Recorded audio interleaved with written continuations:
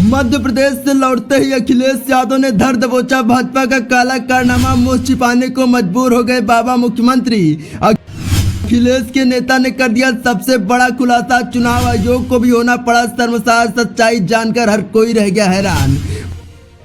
बाबा मुख्यमंत्री को लग रहा था कि अखिलेश यादव मध्य प्रदेश के दौरे पर चले गए हैं तो उत्तर प्रदेश में जो चीज चाहेगा वही करेंगे, अब उनको कोई रोकने और टोकने वाला नहीं है। लेकिन उनको नहीं पता था कि अखिलेश यादव ने पूरे उत्तर प्रदेश में अपनी पूरी फौज बिछा रखी है। जैसे ही योगी महाराज ने खेला करना चाहा वैसे ही बाबा धर दबोचे गए। दरअसल एक बात तो हर किसी को पता है कि भाजपा चुनाव जीतने के लिए कुछ भी कर सकती है, कुछ भी मतलब कुछ भी, चाहे वो विपक्ष के लोगों का वोटर लिस्ट से नाम कटवाना हो, सरकारी नौकरशाही के प्रयोग से आवाम में दहशत पैदा करना हो, या फिर मशीनरी के सहारे चुनाव जीतना हो। और इस बार भी 2024 के चुनाव के पहले भाजपा यही करने जा रही थी, क्योंकि उसने अखिलेश यादव का मध्य प्रदेश में जलवा देख बौखला चुकी थी और यूपी में तो उसने अखिलेश यादव का जलवा बहुत बार देखा था। इसके सबके बावजूद जब से इंडिया गठबंधन बना है तब से कमल छापों की हालत और भी पतली हो गई है।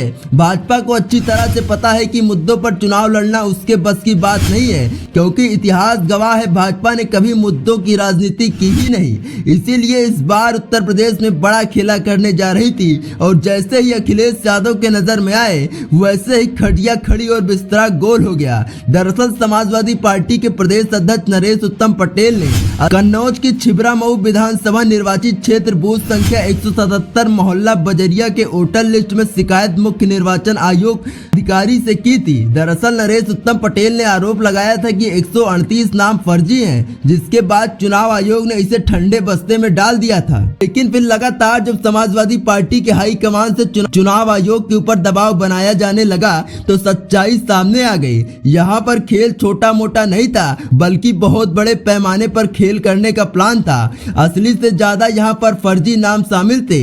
138 में से 15 नाम फर्जी थे और 23 नाम जायज थे। जिसके बाद जैसे ही अखिलेश यादव को इसके बारे में पता चला वैसे ही उनका पारा हाई हो गया और उन्होंने सोशल मीडिया प्लेटफॉर्म एक्स पर लिखा, भाजपा सरकार के भ्रष्टाचार से मतदाता सूची तक नहीं बची। कन्नौज में सपा की आपत्ति और शिकायत से छुपा हुआ ये सच सामने आया है कि एक बूथ पर जितने नाम सही हैं उससे 5 गुना ज्यादा नाम फर्जी हैं। और ईमानदारी से जांच हो जाए तो केवल कन्नौज के एक बूथ में ही नहीं, उत्तर प्रदेश के हर एक बूथ में भाजपाई घोटाला सामने आ जाएगा।